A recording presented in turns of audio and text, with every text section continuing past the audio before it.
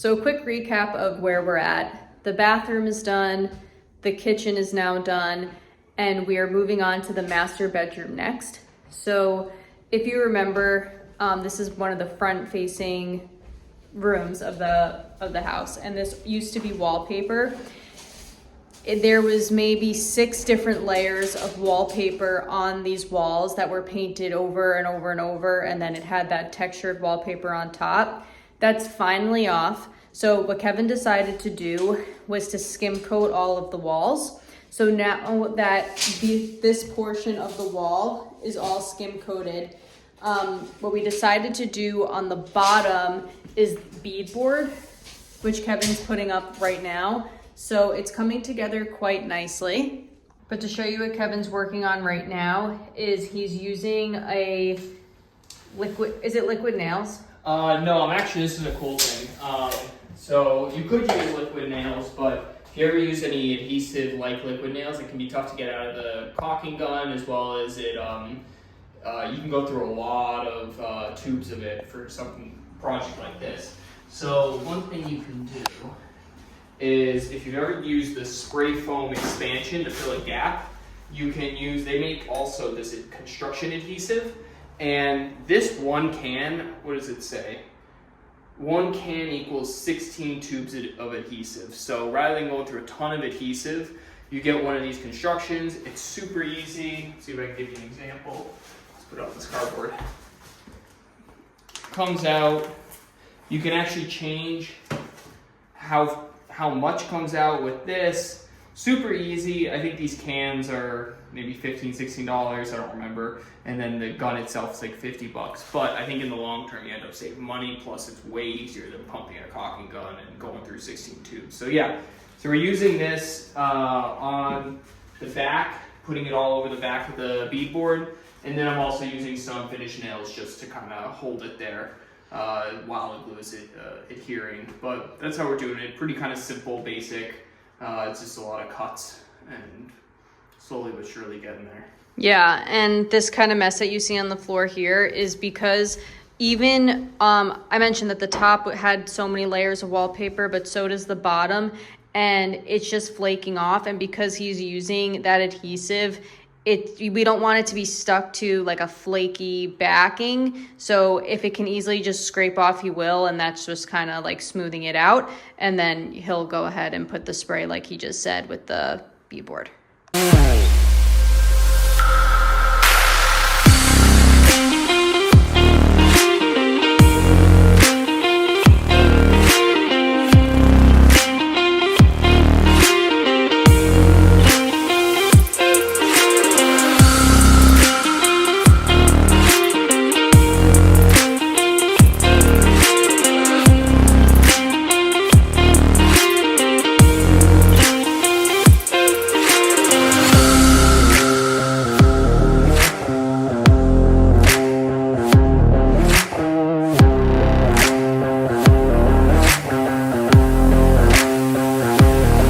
And we're back. So finally we're at the point where we can paint, like prime and paint the walls. So Kevin worked really hard on putting all the beadboard up. He caulked, he put wood filler down that I'll show you in a second that he then sanded. And now what we're doing is prepping the floor to paint. So to avoid making a mess, because if you know, we are not great painters. We're putting this paper down, just taping it to the floor to avoid creating a huge mess. And yes, so the goal is to prime and hopefully paint today.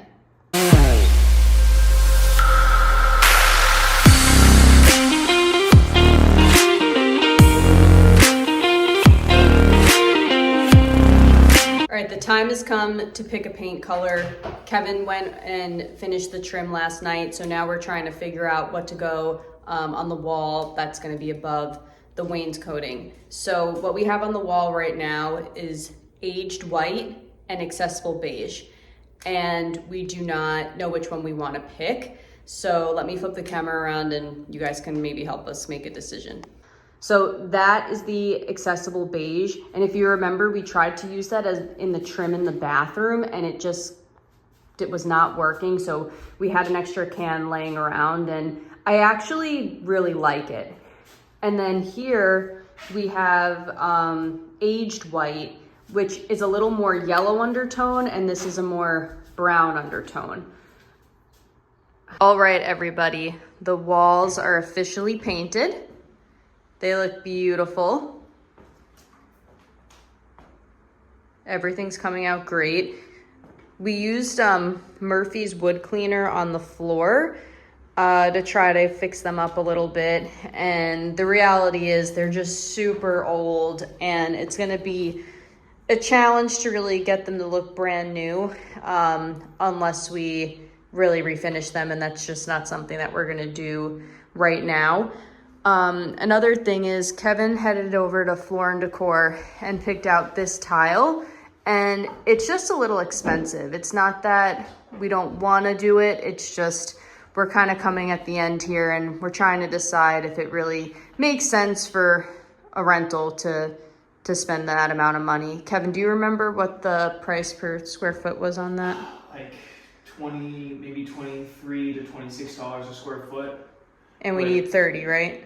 And we need 30 pieces, or 30 square feet, so not ideal. I mean, it was supposed to be just an easy project, something cheap, it's just a fireplace, so we didn't want to overthink it. But and I don't know, maybe we'll do it, but. And it's not a functional fireplace either. Yeah. So we're just trying to weigh out, and because it's a decorative thing in the room anyways, we'll see what we do. I definitely want to put an insert in here for gas for electric. But we'll see what happens. And then right now, Kevin, can you just share about the cleaner? Oh, we're, since the floor is not that great, like Julia said, we're putting this rug down that we had, and it's just a little old and needs a little cleaning. So we rented this from Lowe's. Usually we rent from Home Depot, but Lowe's happens to be closer. They also do carpet cleaner rentals. I think it was like $50 if you don't get any of the cleaner, which we already had. So yeah, hopefully this will kind of give new life to this carpet. And our furniture is blue, so it should match the furniture nicely. So yeah, definitely. And the rental is the key piece here. You don't have to buy everything. Sometimes it just makes sense to rent. And Wags is going to be quite sad when he has to get up in a minute. Wags, up. You're going to have to, okay. We got to pay the tax. Good boy, Wags. So the first thing I want to show you is the blinds. I made a really big mistake. So this was one of those situations where Kevin said you have one job, and it's to measure for the blinds. And what I did, because I wanted to be really careful and not make a mistake, was I used one of these laser measuring things. And I went boop, boop, whatever, put it here. And mistake I made was I didn't check the setting, and it didn't account for whatever the 4 inches here. So all of the windows in here have blinds that are cut to the wrong size. Fortunately, in the other room that's now going to be the guest room, which we'll show you in a little bit, we can go take them back to Lowe's or Home Depot, wherever Kevin goes, and get them trimmed down to fit to size there. So it's not a total waste, but this was a very big mistake. Don't be like me and make sure that you have the right setting on the laser. The last thing about these blinds is they're pretty cool. You can pull them all the way down like this, and then you can either put them halfway up this way, or you can put them all the way down and put them like that. And the reason why we wanted these blinds, and yes, they are a bit more expensive, but because this is front facing, we wanted to make sure, and it's also a bedroom, we wanted a little bit of privacy, but also had natural light. So these were the best solution for that. Okay. The next thing I want to show you is the finished wainscoting coating / beadboard. If you remember from the beginning of the video, this was a whole bunch of wallpaper, and it obviously looked terrible. and I just feel like this was the best thing we could have done. It really just looks like it's always been here, and I'm so happy with how it came out. So future note to self that this is always just a really great thing to do when you're working with really old walls. The paint color that we did end up going with was the aged white.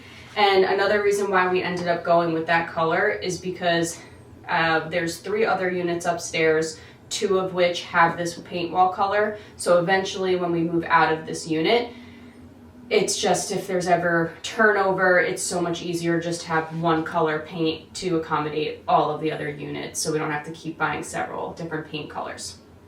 The next thing I wanted to show you is the bed. So we had a huge upgrade. We have been living, when I say we, it's me, Kevin, and Wags, have been living in a full-size bed for a really long time. So it's so nice that we now have a queen. And just to take you on our journey here, we went to Ashley's Furniture, Cardi's, Bob's. Was there another one?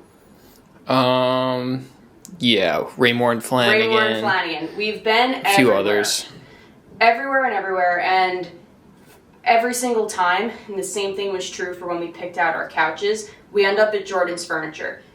Moving forward, I'm never going anywhere else again, and I'm just exclusively going to Jordan's Furniture. But I'm really happy with what we did. I love the color. I think it ties into the room really well. And especially just living in an apartment situation still, it's so nice to have the storage underneath on both sides, as well as have the chest. Now, the reason we went with a chest and not a dresser, and frankly, we both really wanted the dresser, but I thought it would look kind of silly given the layout of the room. Obviously, we couldn't put anything against the fireplace. This is access to the bathroom. And then with the windows on that wall over there, it just, 1, you wouldn't have a lot of room if we wanted to do side tables, which we wanted to do. And 2, if you were to put a mirror up, it would have been coming out over the windows, and that would have just drove me insane. So I'm happy with what we went with. It's functional, and I think it looks really good.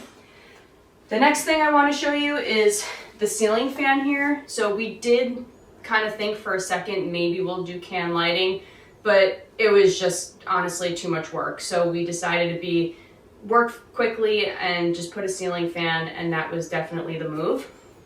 The final 2 things I want to show you, but we are going to wrap the video here and call the master bedroom complete for now, is the fireplace and the doors. So initially, earlier in the video, we thought we were gonna tile this, and quite frankly, we have been paying so much money on this house since December of 2024, and I'm really over spending money. So we did have these 2 options here if you want to look at them quick, but I think we're gonna end up going with a wallpaper instead, which is totally fine. And the last piece are these doors. We eventually will replace them and make them, I guess, more modern. But the thing with these old doors, it's not just as easy as plugging and playing a new door here because they're just so thin and the sizes are different. Kevin would have had to go and reframe all of the frames on both the closet here and the bathroom. And it was just a level of the project that we weren't willing to do. So the old historic doors we'll have to do for now, and maybe temporarily we'll paint them the aged white so they match a little better, but we have a lot of time before we do that.